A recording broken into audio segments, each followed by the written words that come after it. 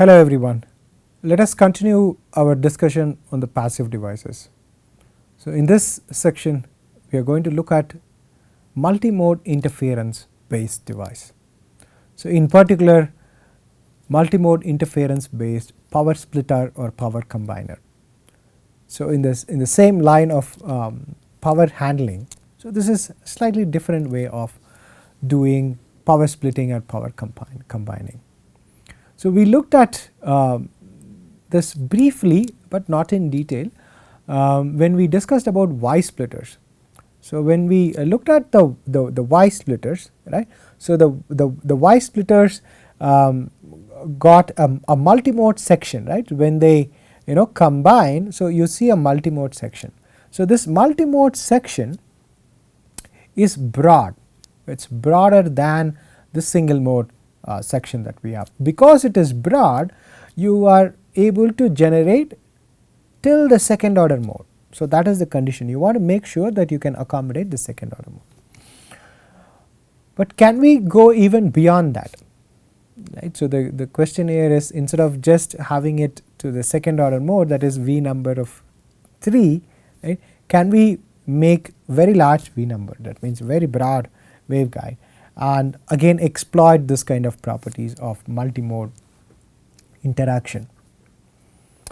So, it is a little challenging, but then it comes with lot of advantage. To start with, let us look at the two cases that we discussed earlier. So, one is directional coupler, the other one is Y splitter.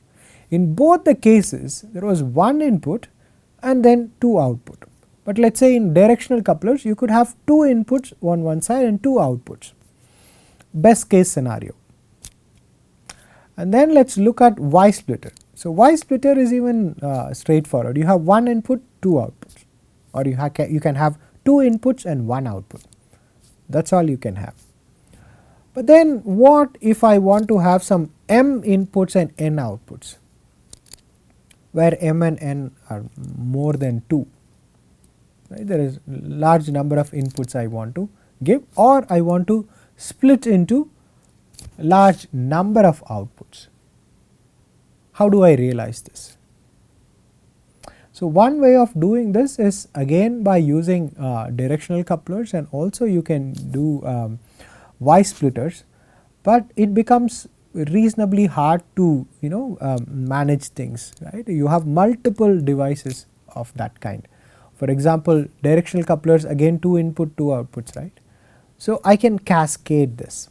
So, I can cascade number of devices, and based on that I could build it. Similarly for Y junction as well.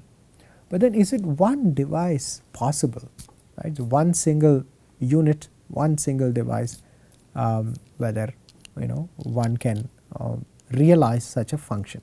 So, that is where our discussion is leading to, having one device that is called multimode interference device. It is a very interesting device, but then one needs to understand how it operates so that we can control the design here. So, let us look at the multimode interference device. So, before looking at the device, let us look at the requirement, right. For example, you have Y splitters like this, and if you want to do, this is 1 by 2, right. So, if you want to have multiple outputs, so what we do is we again split this, and even more can split it this way. So, you have to have multiple units here, right. So, this is 1, 2, 3, 4, 5 and so on. So, you have multiple devices here.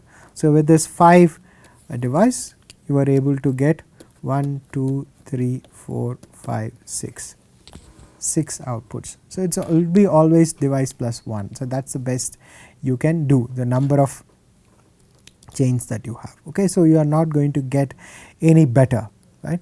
So, again in directional couplers you could have something like this, right, and you can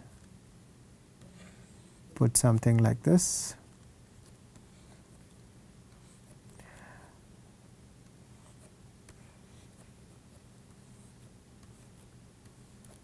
right.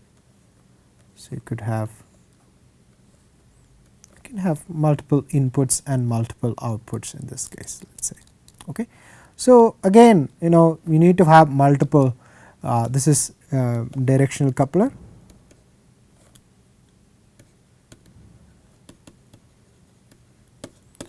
and this is our Y splitter. But then we want a single device, okay, to do that. One way of achieving is called multi-mode interference coupler. It is called multi-mode interference coupler, MMI. So the device looks reasonably straightforward. It is a multi-mode section, what we call this is the multi-mode waveguide with inputs, single mode inputs like you want it, right. So this is input waveguides or access waveguides, could be input or output. Similarly, you could have output waveguides as well here. So there are N here and there could be M here. So you should be able to split the power this way. A simplest form could be similar to a 1/2 splitter. So this is 1/2 MMI splitter. So this section again is multi-mode section, and this is single mode, and this is also single mode.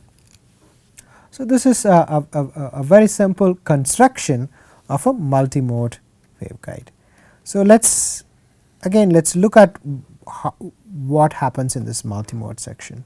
So you will have a very simple waveguide here. So this is the cross section, right, of a certain refractive index, you know, n, right. So n1 in this case, this is n1 and this is n2, right. And when you have a large multimode section, as we saw in the earlier case, you will have multiple modes here. So you will start with the first order mode, and then you have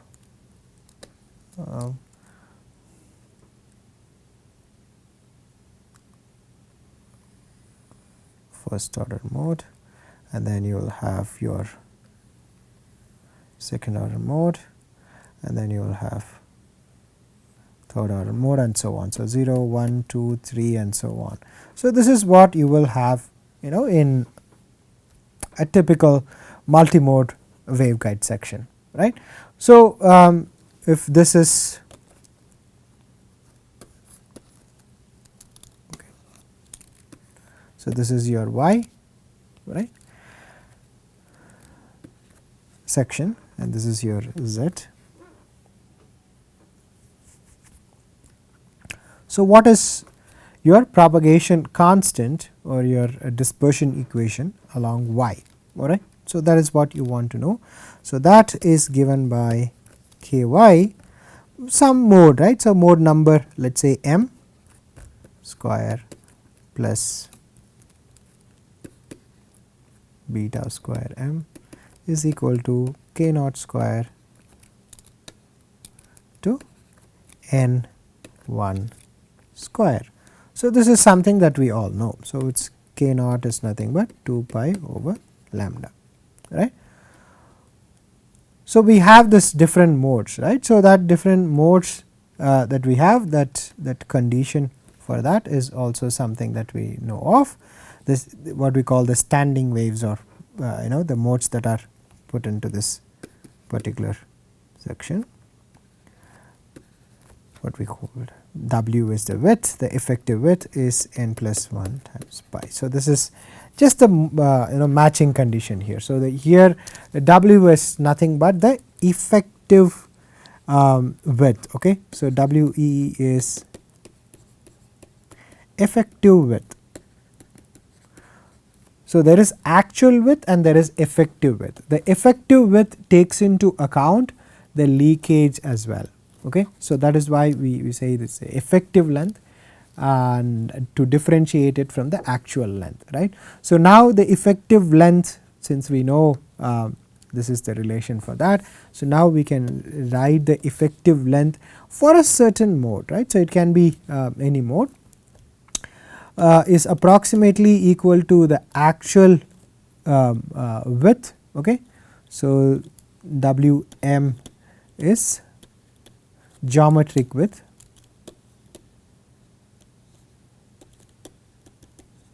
of this plus lambda naught over pi n2 by n1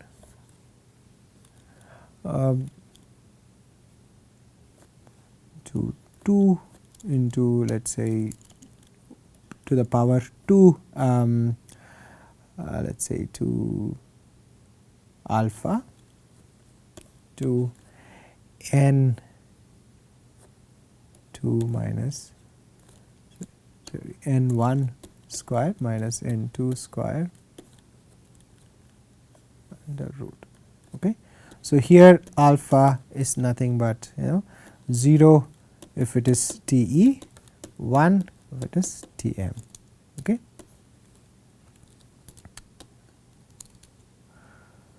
So, now this is your effective width, right. So, now the propagation constant could be written slightly modified way. So, the propagation constant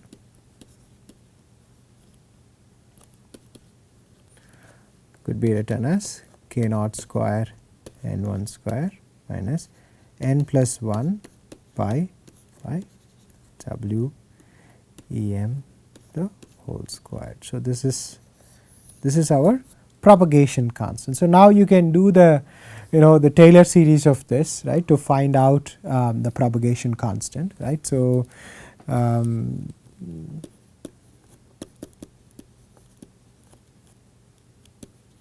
so by Taylor expansion we find that beta m is nothing but n1 k naught minus n plus 1 the whole squared pi lambda naught divided by 4 n 1 W e squared. All right. So, now this is for a particular mode. Okay. So, this is for a particular mode index beta m, right. So, the m here is m0, 1 and so on, right. So, it could have any of this. So, now the question to ask is, what is the difference between the two modes that you have, because we are always interested in the interference, right, interference between the modes. So, that interference depends on the propagation constant now. So, what is the propagation constant difference between different modes? So, let us start from the 0th order mode, that or the fundamental mode. So, propagation constant difference, right, between the fundamental mode, propagation constant difference between let us say m equal to 0 and some mode m. Okay. So, what will be that difference? So, that difference is given by beta naught minus beta m, which is nothing but n plus 2 into pi lambda divided by 4 n 1 W e square. So, this is our difference in the propagation constant, right. We know that the beat length here. So, this is something that we saw when we are doing the directional coupler. So, the beat length between beta naught and beta m, right. So, why we need this beta beat length? It is nothing but the interference between these two, right. So, that will happen when this particular condition is met. Okay. So, if we say m equal to 1, right. So, let us say m equal to 0 and m equal to 1. So, what is this L pi is going to look at the 0th order mode and the first mode, right. So, that is nothing but beta naught minus beta 1, which is nothing but 4n W e squared divided by 3 lambda naught.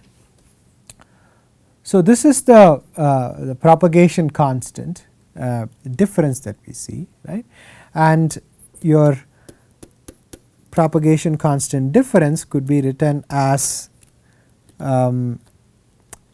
taking it from our relation here, right. We could write this as n into n plus 2 times pi divided by 3 L pi, right. So, this is the propagation constant, the difference in the propagation constant, right, or how far the two modes are sitting can be given by this, all right. So, some of the important equations that you may want to note down is this, right, that we already saw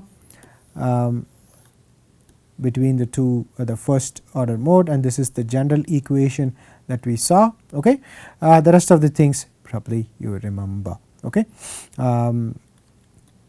So, remember this, we will revisit this equation as we progress through this understanding, all right. So, let us look at how one can look at the mode profile. So, now we are just looking at the beta, right. So, this is nothing but the coupling, right, how the coupling is going to happen between different modes, here in this case 0 and 1, right, or 0 and any other mode, right. Why we are starting from beta naught? Because when it comes in, right. So, let us look at very simple coupler here. So, when you have a single mode waveguide here, so the first mode that has a clear overlap with the fundamental mode is our beta naught, right. So, that is why we always take to start with what is the difference from beta naught to the other modes. Okay. So, once you have this, then we should be able to understand how this particular mode is going to evolve. Okay. So, let us try to do that by looking at the coupling length here. Okay. So, now let us look at the field. Okay. So, I take a piece of multimode configuration. I start with, so there are multiple modes are here, right, starting from 0 to some n, right. So, normally you want this V number to be greater than 15 for multimode interference device. Okay. So, that is something that you may want to do. So, now let us look at how these guided modes propagate through this particular section. So, you just want to see how these modes are going to travel and how the mode field is going to look like. Okay. So, the mode field when you start from, right. So, you want to look at y this is the input field, right. So, this is z, right, and this is in y direction, right. So, when you have an input field, right, we could write that input field, right, as a distribution of all the modes that you have in the system. So, this could be written as some summation, right, or linear combination of all the modes that you have inside the system, right. So, this is the m number of modes that we have inside. So, this is something we already know, right. So, now the field excitation is something that we should understand, right. So, now this is the input field and it can be, it can excite any of this, right. But then how do we know that the coupling efficiency between mode 0 we have, right, from outside, and then 1, 2, 3, 4, 5 till m, right. So, now you need to couple, you can be able to couple to any of this, right. So, that should be based on the coupling constant that we know, kappa, right, and also the overlap integral that we have here, right. So, the field overlap, right, the field excitation coefficient or the field overlap can be given as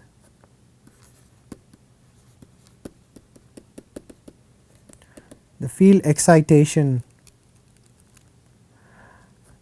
coefficient Cm is nothing but the overlap of your field that you have when you start and a particular mode field at any position y, right, to the total field that you have square.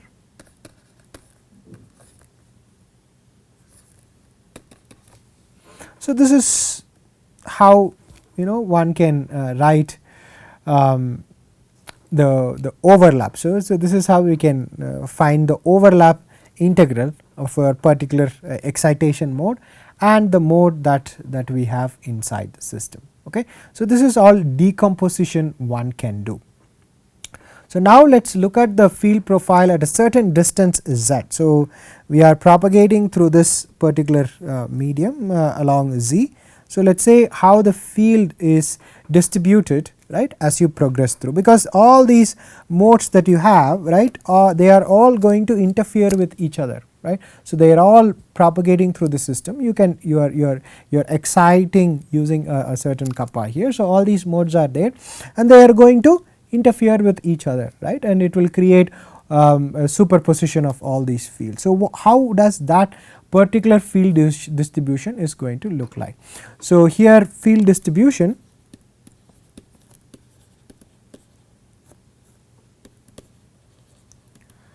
at a distance z, let us say. Okay. So, this is not going to be very different, but then the move from what we just wrote here, right. But the only thing is this is just the input field, right. So, now I want to see how this field has evolved, right, as it moves through the structure, the multimode structure. So, that means phi y of z, again it will be some linear combination of modes, right, some 0 to m minus 1 mode. You have your overlap, right, of each mode and the mode profile e to the power j omega t minus beta m z. Okay. So, this is how your field is going to move, right, based on the individual modes that are present in the system, right.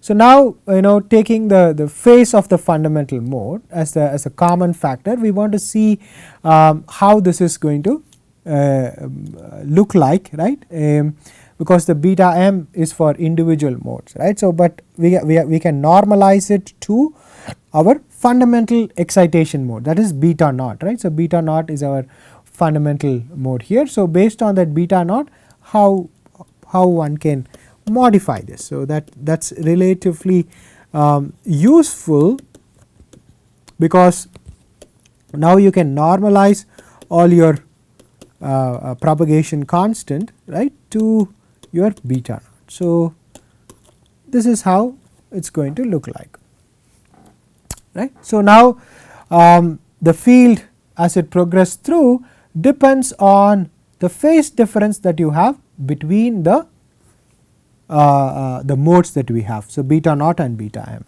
and now what we can do is this beta naught beta m, we know how this looks, right. So, let us go back and then see beta naught beta m the general case here, right. So, we already know that beta naught minus beta m is of the form n plus 2 into pi over 3 L pi, right. So, this is our earlier understanding of what this propagation constant difference is. So, we are just going to plug in that. So, when we plug in beta naught minus beta m, right,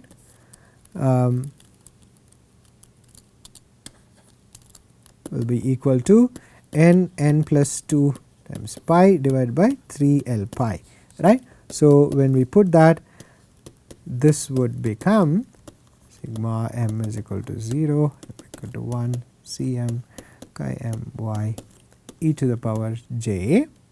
So, now n plus 2 times n pi divided by 3 L pi into L, right. So, this is how it should be, right. So, now this phase factor, so this is our phase factor, right. So, how the mode is going to, or how the field is going to look like, right, is characterized by this phase factor now, right. So, what is the phase difference between these two, right, is going to tell us how the phase is going to evolve or how the field is going to evolve. So, one can write this as a function of now L, right. So, this is phi y comma L, right, is basically determined by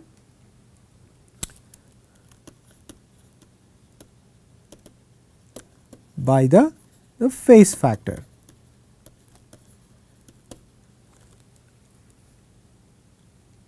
So, now as it propagates through, right, they are going to interfere, and this interference will result in what is called imaging, right. So, it will, when they all interfere with each other, they are going to produce some superposition of these fields, right, and that field will create image as it propagates through, or image of the field that you will see as it propagates through. All right.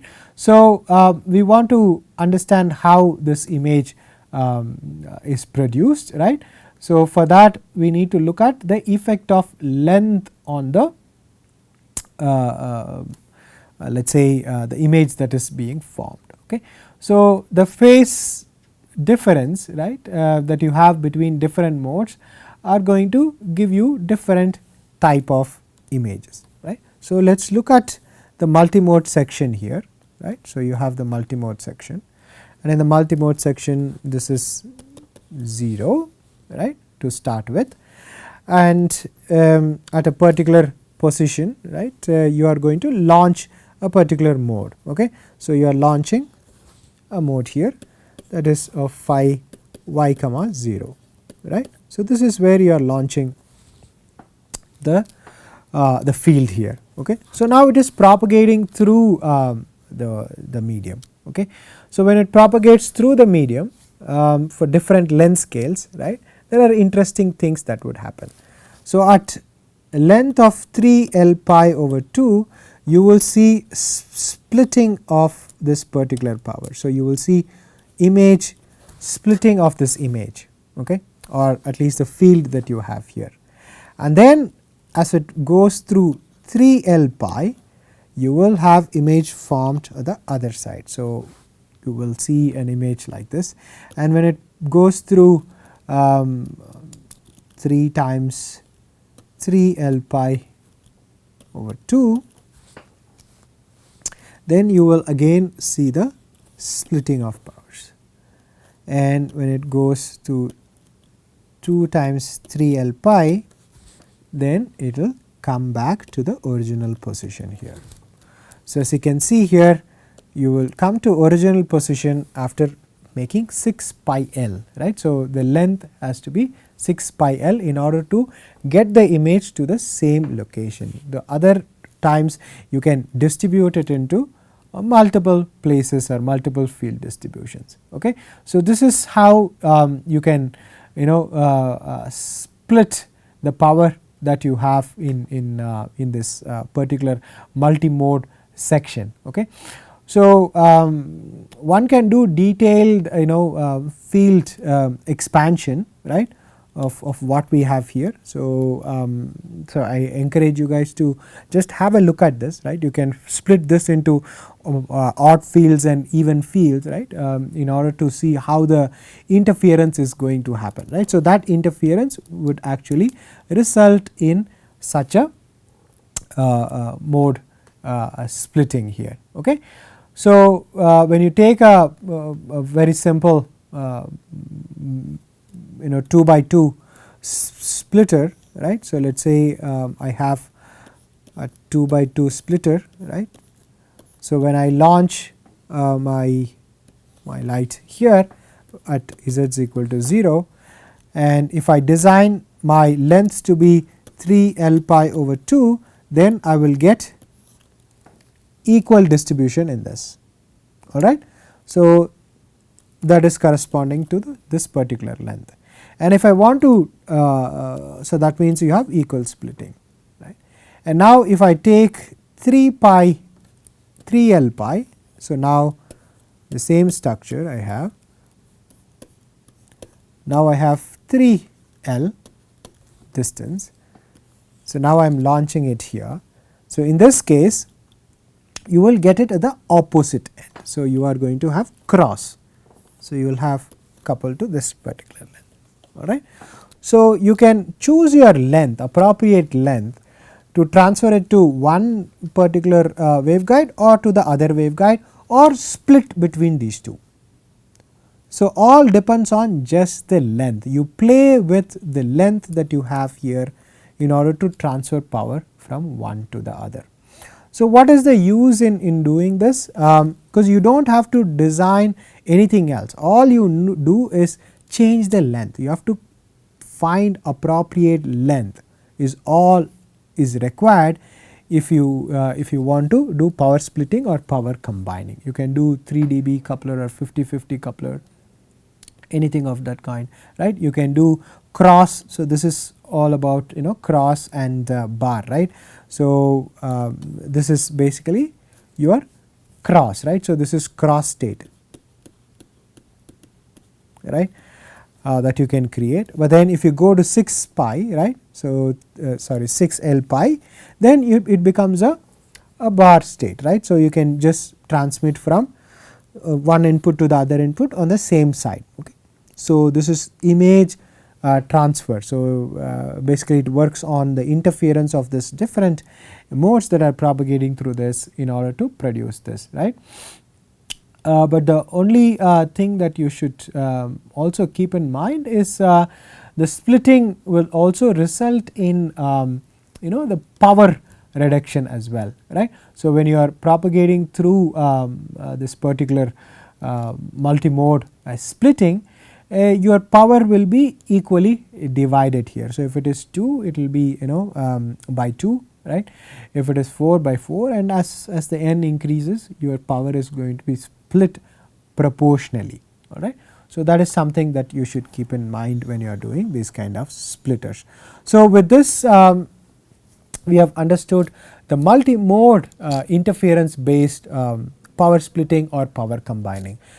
You can do this in passive mode, but you can also do this in active mode. When I say active mode, you can make this device electro-optically active. So, you can actively control the propagation constant. So, you can actually switch between cross and bar, right, by applying an electric field, and the material should be able to react to this electric field and change its refractive index, right. So, some of the active materials or non-linear materials like lithium niobate or barium titanate should be able to do this. So, birefringent materials are known to create this sort of electro-optic effect where you can actively tune this. Though this device is passive in operation, when you apply an electric field and if the material is active, we should be able to exploit that to act as a switch, right. So, you can use this for switching as well. Okay. So, making a passive device and then making it active in some other material is also possible. So, with that we have understood one more passive device with which we can do power handling, right. So, with that, thank you very much for listening.